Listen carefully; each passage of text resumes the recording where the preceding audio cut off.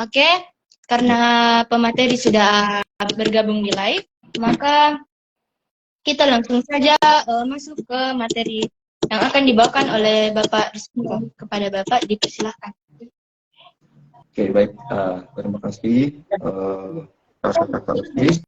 Jadi, hari ini sesuai janji kita di grup CASIS, calon siswa SMA Negeri 3 Bulukumba, di mana sebelumnya kami telah menjanjikan untuk mengadakan sosialisasi secara live, secara online, terkait bagaimana masih ada beberapa adik-adikku sekalian yang belum paham mengenai jalur-jalur pendaftaran,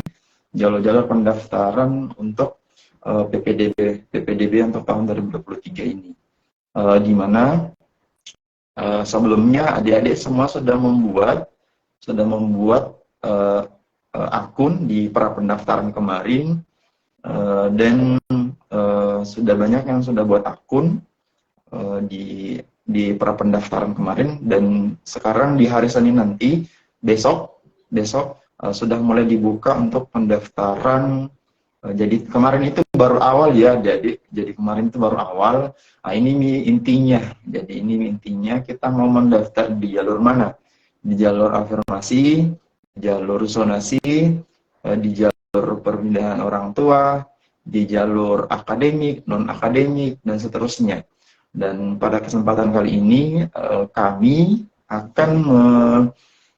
kita akan membahas sama-sama yang mana sih sebetulnya itu jalur afirmasi, kapan pendaftarannya, kemudian apa-apa saja syarat-syaratnya, kemudian dan seterusnya. Sebentar adik-adik bisa bertanya di kolom komentar, di kolom komentar jika ada yang ingin ditanyakan. Nanti akan dipandu sama Kak Rosis, akan dipilah mana pertanyaan-pertanyaan yang akan dijawab, dan kalau misalnya ada pertanyaan yang sama, itu nanti akan direkap yang sama OSIS. Oke. Nanti yang pertama, di hari Senin ini terbuka jalur pendaftaran di jalur afirmasi. Nama jalur afirmasi, jalur perpindahan orang tua, jalur non akademik. Nah, pertama kita bahas dulu ya, kita bahas step by step. Pertama dulu jalur afirmasi. Oke. Nah, untuk jalur afirmasi ini kita bahas satu-satu ya, adik-adik. Jadi kalau misalnya sudah paham semua jalur afirmasi, baru kita melangkah lagi ke jalur yang lainnya. Oke. Nah, untuk pertama adalah jalur afirmasi. Jadi jalur afirmasi ini diperuntukkan bagi adik-adikku semua yang berada pada kategori tidak mampu atau merupakan penerima manfaat program keluarga harapan atau PKH, diambil dari dinas sosial. Jadi kalau selama ini adik-adik termasuk keluarganya pernah mendapatkan bantuan dari dinas sosial dan punya kartu PKH, kartu program keluarga harapan, maka adik-adik bisa masuk di jalur ini. Jadi adik-adik bisa masuk di jalur afirmasi. Nah, di mana di jalur afirmasi ini kuotanya adalah 15%. Jadi kuotanya adalah 15%. Iya, 15% dari kuota 100% di sekolah. Begitu. Nah, kalau misalnya adik-adik punya kartu PKH, bisa mendaftar di situ. Iya. Jadi saya ulangi kembali bahwa untuk jalur afirmasi itu adalah jalur di mana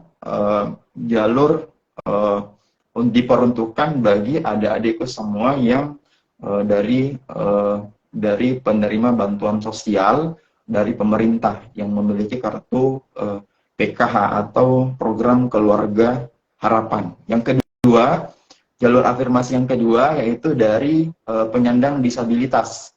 Kalau misalnya ada adik-adik yang dari disabilitas, dari termasuk cacat dan seterusnya, termasuk disabilitas, itu adik-adik bisa masuk di situ. Iya, jadi ada yang dari disabilitas bisa masuk di situ, jadi jalur afirmasi bisa mendaftar di situ. Nah, apa saja yang persyaratan yang membuktikan bahwa adik-adik itu bisa mendaftar jalur afirmasi? Nanti adik-adik bisa membuktikan dengan kartu PKH. Jadi kartu PKH itu yang warna hijau kalau tidak salah, kartu PKH, iya, warna hijau. Bisa adik-adik googling di Google, jadi search di Google kartu PKH, kartu keluarga harapan, atau adik-adik bisa cek di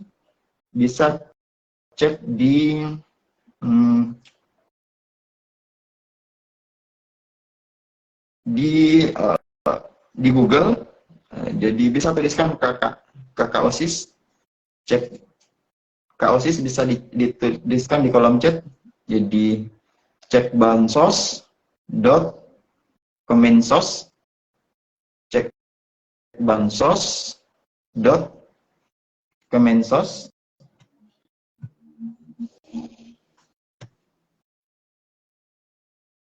Iya Pak. .go.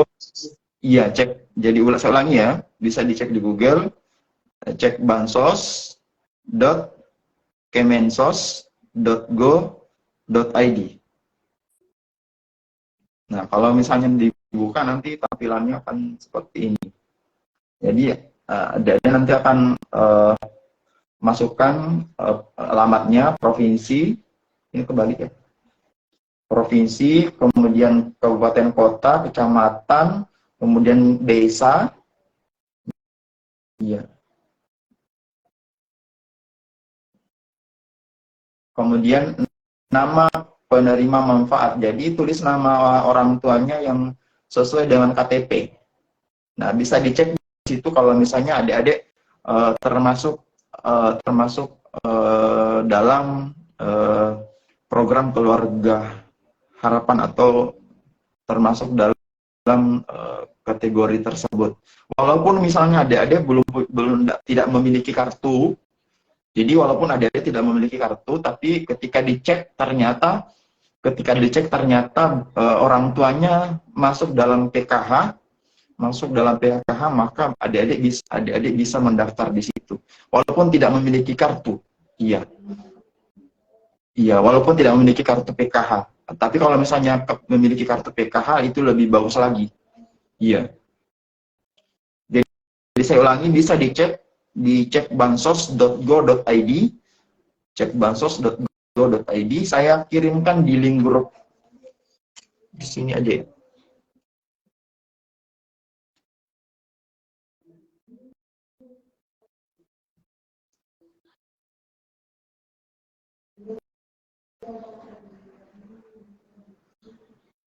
Cek bansos.kemensos.go.id.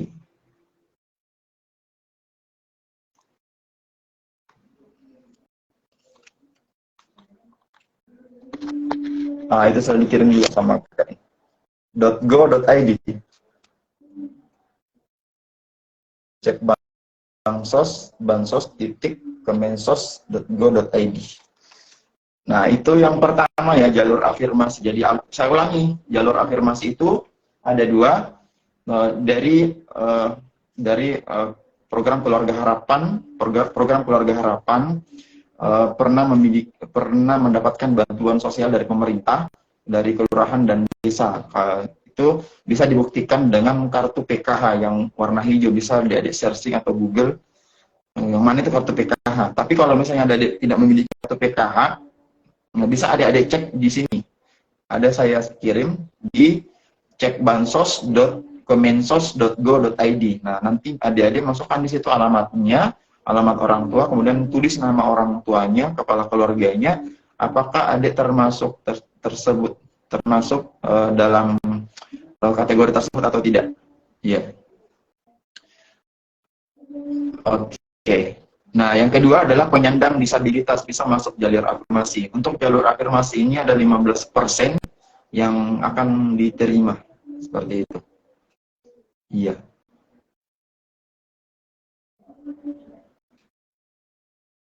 Oke. Saya kembalikan dulu ke Kakak Osis untuk memandu jika ada adik-adik yang mau sharing, yang mau bertanya tentang jalur afirmasi ini sebelum kita lanjut ke jalur yang lainnya. Oke, baiklah, bagi adik-adik yang masih bingung dengan jalur jalur afirmasi ini, silahkan bertanya di kolom komentar ya. Kami tunggu.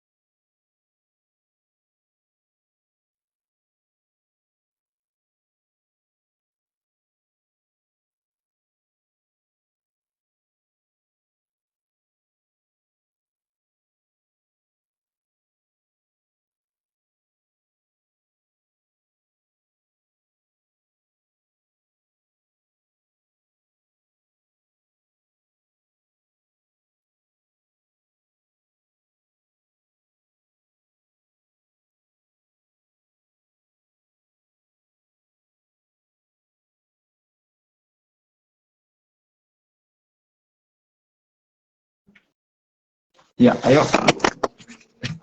Ayo silakan adik-adik yang ingin bertanya tentang jalur afirmasi. Iya. Untuk jalur-jalur yang lainnya belum dulu ya. Kita hari Senin itu baru jalur afirmasi ya adik-adik. Untuk jalur zonasi itu nanti di tanggal di minggu depannya lagi, bukan di hari Senin. Ya. Jadi kita membahas dulu sekarang yang jalur afirmasi ya. Jalur afirmasi, jalur perpindahan orang tua, jalur non-akademik. Iya. Silakan adik-adik yang mau bertanya tentang jalur afirmasi, silakan. Jadi yang baru bergabung, saya ulangi kembali ya, untuk jalur afirmasi itu diperuntukkan untuk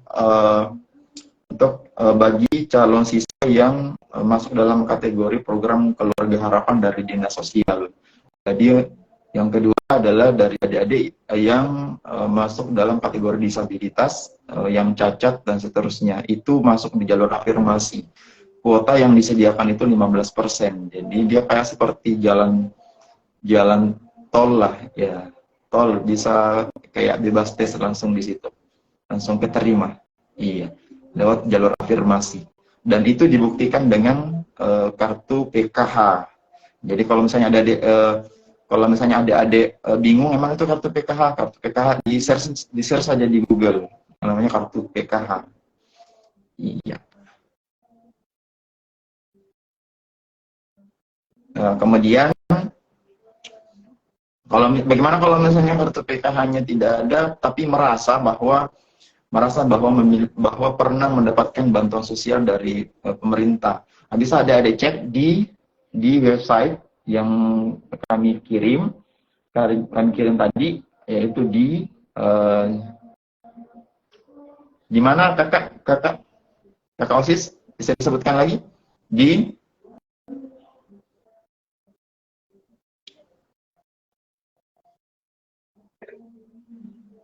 Bagi yang mau cek kartu PKH-nya dapat mengunjungi cek bansos, itu cek bansos.kemensos.go.id itu. Jadi kalau misalnya jadi itu bisa tidak kalau misalnya kalau misalnya tidak ada kartu PKH-nya bisa dicek di situ. Kalau misalnya termasuk nanti di sistem PPDB nanti akan mendeteksi bahwa ada termasuk penerima PKH. Jadi nanti ketika dimasukkan kakaknya, kartu keluarganya akan terdeteksi PKH. Dan bisa dicek deh, cek di situ walaupun tidak memiliki kartu PKH. Nanti di ppdb .sulselprof.go.id bisa dicek di situ, kasih masuk. Kalau misalnya bisa mendaftar di jalur afirmasi, dikasih masuk saja kakaknya. Kalau misalnya merasa pernah dapat bantuan sosial dari pemerintah, masuk dalam kategori program keluarga harapan. Jadi cek bansos.kemensos.go.id.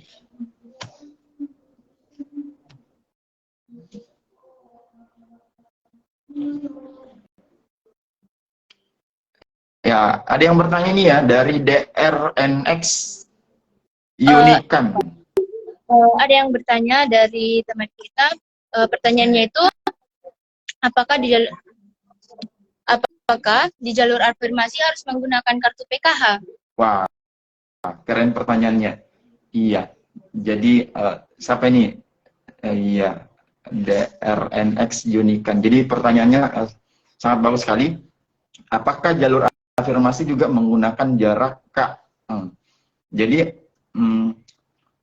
ini akan menggunakan jarak atau sosial zonasi nanti ketika misalnya pendaftar jalur afirmasi ini melebihi kuota. Misalnya ternyata pendaftarnya sudah 50% dari kuota yang ditetapkan di sekolah misalnya. Wah, ini kan harus di ranking. Nah, cara merankingnya itu di ranking berdasarkan jarak rumah. Gitu. Kalau misalnya pendaftar di jalur afirmasi itu lebih dari 15% dari kuota yang ditetapkan di sekolah, maka akan di ranking berdasarkan jarak rumah dari sekolah. Siapa yang paling dekat jarak rumahnya dari sekolah, maka itu yang posisi teratas. Begitu. Nah, begitu ya. Iya. Jadi jalur afirmasi itu nanti akan menggunakan jarak rumah jika kuotanya melebihi dari 15%. Itu nanti akan di ranking. Berarti nanti akan ada yang tersisih di situ, tapi masih bisa mendaftar di jalur lain nantinya. Oke. Ada lagi?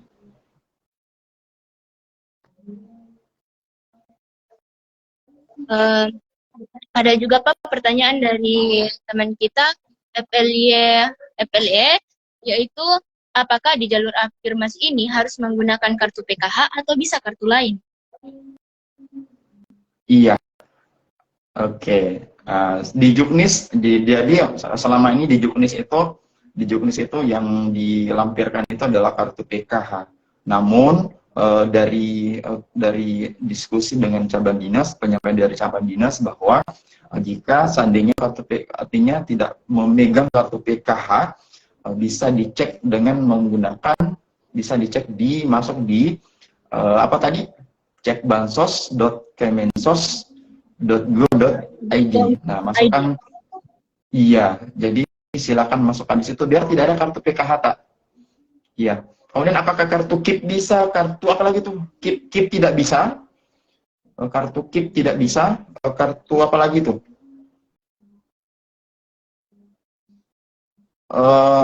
Pokoknya kalau untuk apa namanya PKH itu bisa dicek, kalau misalnya biar tidak pegang kartu PKH bisa dicek di situ tadi di websitenya. Iya, tulis nama orang tuanya, bisa dicek. Dan bisa juga secara langsung nanti pada saat pendaftaran jalur afirmasi. Jadi pada saat pendaftaran jalur afirmasi kan di situ akan diminta nick-nya. Akan diminta di nick-nya di portalnya ppdb.sulselprof.go.id. Di situ kalau misalnya ada yang mendaftar jalur afirmasi, disuruh masuk nick-nya. Nah, ketika dicek nick-nya dan tidak termasuk dalam kategori PKH program keluarga harapan, maka itu akan tertolak sendiri. Iya. Tapi kalau misalnya ada tidak pegang kartu PKH, kemudian kasih masuk nick-nya nanti besok, kasih masuk nick-nya besok sudah login menggunakan username dan passwordnya, kemudian sudah mengklik mau mendaftar jalur afirmasi, kemudian dikasih masuk nick-nya, ternyata termasuk program kategori program keluarga harapan, walaupun tidak memegang walaupun tidak pegang kartunya, tetap bisa mendaftar di jalur afirmasi karena yang diunggah di website ppdb.sulselprof.go.id itu yang diunggah hanya nick, tidak mengunggah kartu PKH. Iya, karena nicknya nanti akan terdeteksi ke cek bansos, jadi ke bansos, badan penjaminan sosial, seperti itu. Ya, nanti kami juga akan coba buatkan video tutorial untuk adik-adik bagaimana cara mendaftarnya untuk besok. Tapi alangkah lebih baiknya adik-adik nanti datang saja besok sekolah yang memang masuk dalam kategori afirmasi tersebut. Afirmasi tersebut. Datang saja ke sekolah kalau misalnya masih bingung-bingung. Makanya hari ini kami adakan sosialisasi secara live di Instagram. Silahkan. Silahkan lanjut Kakak Osis. Oke, jadi adik yang masih bingung bisa bisa bertanya pada kolom komentar ya.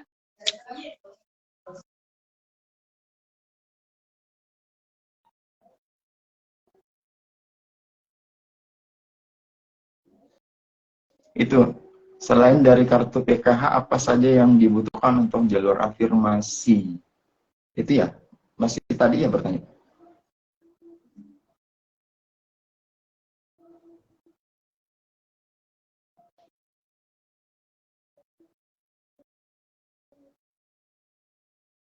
Ya, tadi sudah kami jawab ya, Dek ya. Tinggal masukkan saja nanti kakaknya di nomor nick-nya nanti di website ppdb.sulselprof.go.id. Ketika adik masukkan, kemudian tertolak, adik belum termasuk kategori PKH program harapan, maka di situ adik tidak bisa mendaftar jalur tersebut. Oke. Ada lagi yang mau bertanya?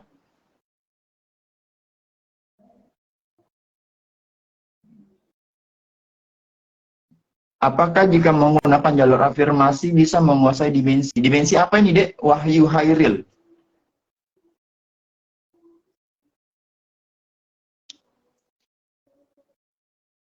Wahyu Hairil 24. Dimensi apa ini? Dimensi menguasai dimensi apa ini? Iya, bisa diperjelas ya.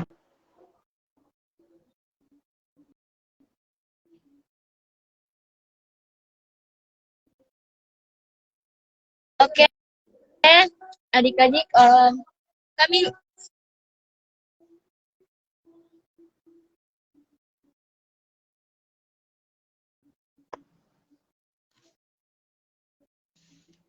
adik-adik, jika sudah tidak ada pertanyaan, maka kita akan lanjut ke pemaparan tentang tentang tentang jalur non akademik.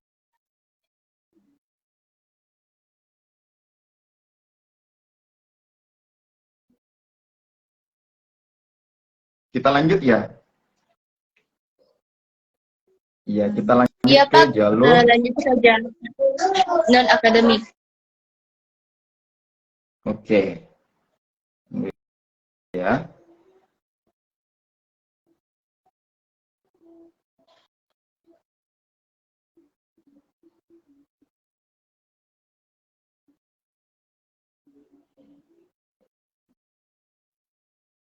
Oke, kita lanjut bahas jalur prestasi non akademik.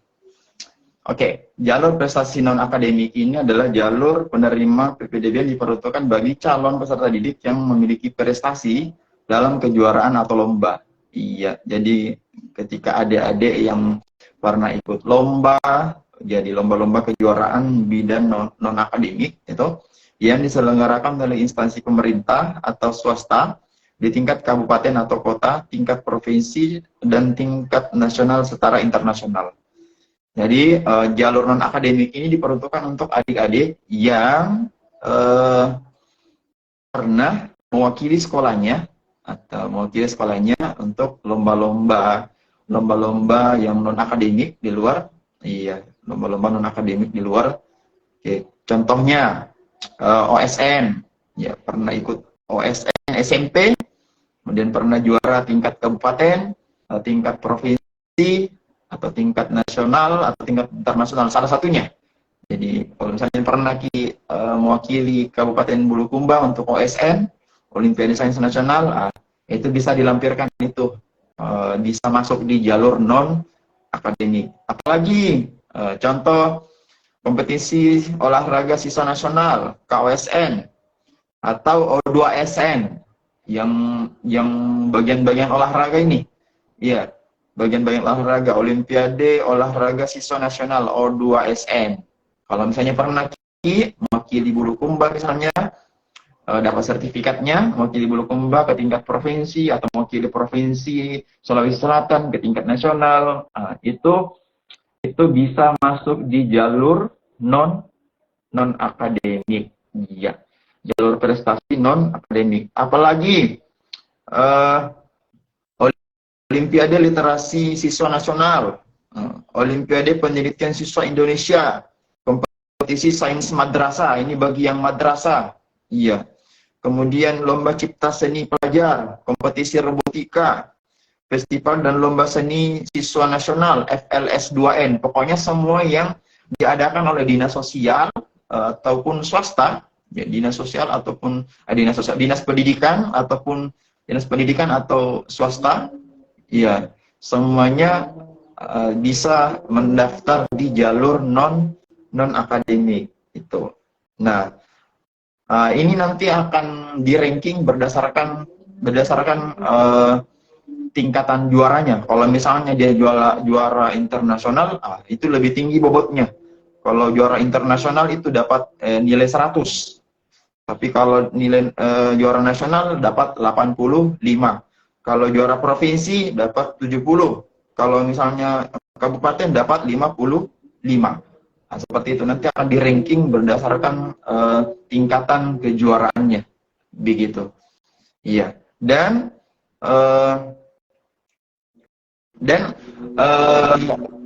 sertifikat atau penghargaannya ini didapatkan 6 bulan sebelum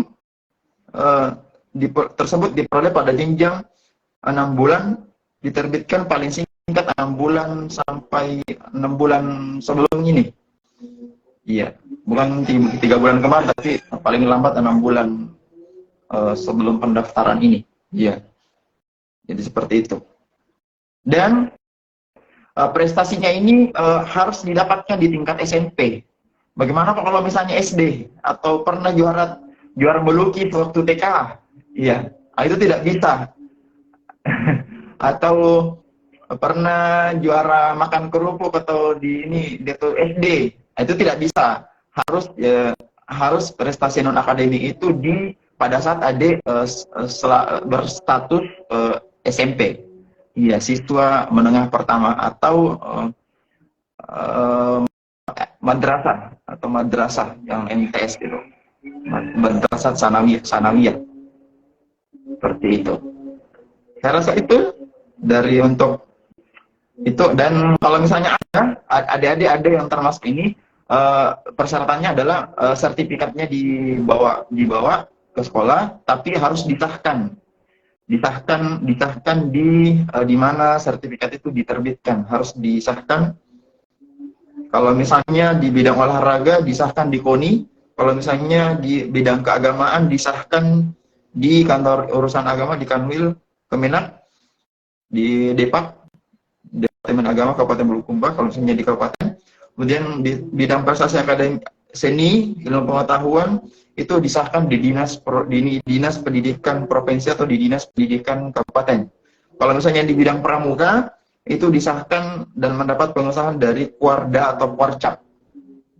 Jadi ada juga yang berprestasi di bidang pramuka, iya bisa bergabung masuk di jalur non akademik, itu bebas tes masuk di situ ada. Iya, saya rasa seperti itu. Dan yang terakhir ada juga di jalur non akademik itu nanti yang hafiz Quran, tahfiz. Iya, tahfiz ini ada 3 kategori, 3 sampai 4 juz, 5 sampai 10 juz. Iya, ada 2 kategori, 3 sampai 4 juz, 5 sampai 10 juz, atau 10 sampai 30 juz. Itu lebih tinggi lagi, makin banyak hafalannya, tahfiznya, makin tinggi juga kreditnya. Jadi ini masuk di jalur non akademik. Iya, bagian keagamaan. Iya, kalau misalnya ada hafalan Qur'annya 3 sampai 4 juz atau 5 sampai 10 juz bisa masuk. Tapi bukan juz Al-Fukat ya. Iya, bukan juz ini. Ya, Al-Qur'an. Iya, seperti itu. Saya rasa seperti itu. Saya kembalikan. Ya, silakan, ada yang bertanya. Oke Pak, terima kasih kepada teman-teman. Apakah ada yang bertanya? Ada Pak pertanyaan dari teman kita yaitu FLY bahwa sertifikat non akademik dibutuhkan. Ini bisa 1 atau harus lebih dari 1 Pak? Yang penting ada. Iya, yang penting ada. Kalau banyak ya lebih bagus lagi. Tapi yang penting ada, dan itu prestasinya di minimal itu tingkat kabupaten. Iya ya. Minimal tingkat kabupaten, walaupun 1 saja. Iya, seperti itu. Kalau misalnya bidang olahraga itu disahkan di KONI. Iya, jadi sertifikatnya di Bako KONI, disahkan di sana. Baru dibawa ke sekolah.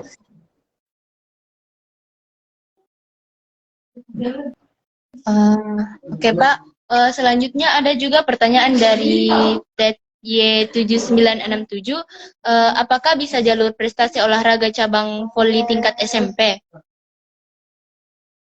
Tingkat SMP se-Kabupaten Bulukumba itu atau tingkat SMP di sekolahnya sendiri? Kalau misalnya tingkat SMP di sekolahnya sendiri, misalnya pada saat porseni di sekolahnya dan dia dapat juara SMP itu belum bisa ya Dek ya. Minimal itu adalah di tingkat kabupaten. Misalnya kamu bersaing dengan beberapa sekolah di Kabupaten Bulukumba, kamu juara voli di Kabupaten Bulukumba mengalahkan SMP-SMP lain, itu kamu bisa masuk. Tapi kalau misalnya kamu juara di sekolahmu sendiri pada saat misalnya porseni, ya itu belum bisa ya Dek ya, karena